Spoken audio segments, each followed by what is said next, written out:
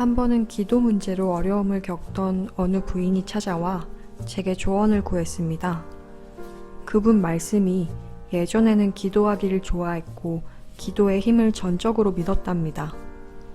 그런데 자아탐구를 시작한 뒤로는 기도할 때마다 일체감이 약해지고 이원성의 느낌이 더 강해진다는 거였어요.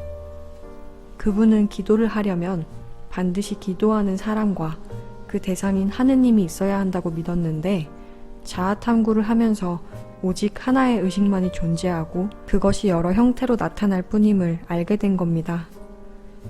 그래서 그분은 기도가 자신을 이원성에 얽매이게 한다고 생각하면서 기도를 부정하기 시작했답니다. 이것은 우리가 개인의 관점에서 볼 때 빠지기 쉬운 생각이에요.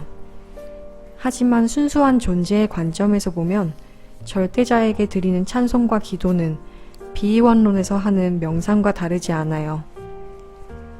우리가 신에 대해 어떤 생각을 가지고 있든 신의 실체는 우리 생각을 초월합니다. 신을 믿지 않는 분들조차도 절망했을 때나 도움이 필요할 때에는 더 높은 힘을 가진 존재에게 기도를 하게 되는데 그 이유는 이런 힘을 인정하는 것이 인간의 본능이기 때문입니다. 나와 하느님 너머에는 오직 온전한 하나만이 존재합니다. 그러나 우리는 아직 마음의 소나기에 붙잡혀 있기 때문에 신을 저버릴 수 있는 처지는 아니지요. 우리는 아직 온전한 하나와 합쳐질 준비가 안 됐거나 그럴 마음이 없는 것입니다.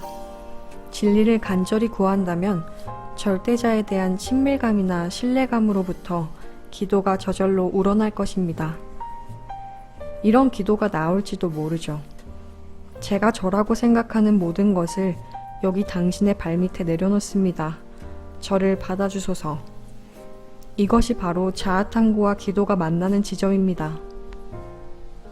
그리고 이러한 간청은 너무나 간절하기에 받아들여질 수밖에 없습니다. 마음이 이것은 말이 안 된다고 할지 모르지만 우리는 저절로 이해하고 신의 품에 안기게 될 것입니다. 궁극적으로 보면 이 세상에 대화란 없습니다. 모두가 신성한 독백일 뿐이죠.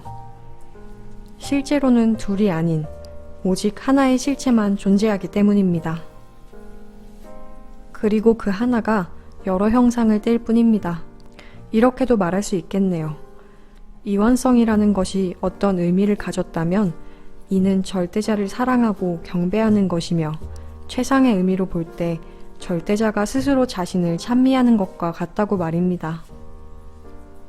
기도하는 것을 일종의 수행으로 여기고 있다면 생각을 달리해야 할 것입니다. 기도는 매우 순수한 것입니다. 어린아이가 엄마를 엄마 엄마 하고 소리쳐 부를 때 이런 외침을 수행이라고 하겠어요? 기도란 간청하는 것입니다. 기도의 본질은 그 외침 속에 담긴 갈망입니다. 그러나 때로는 기도라는 표현이 와닿지 않을 수도 있습니다.